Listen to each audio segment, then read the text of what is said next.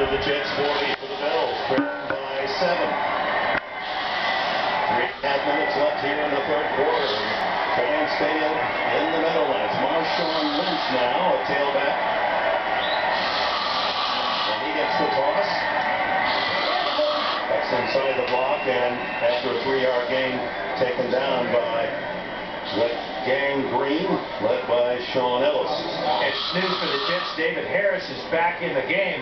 He took off that injury last time out. But again, good field position for the Bills.